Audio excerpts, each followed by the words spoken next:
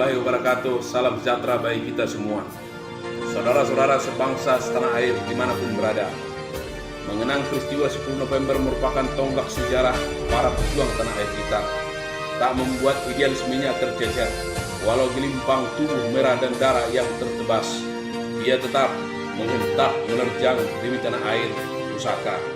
Kita adalah bangsa pejuang, kita punya darah patriot yang mengalir di badan kita, yang tidak mudah menyerah dalam setiap perjuangan dalam mengisi kemerdekaan.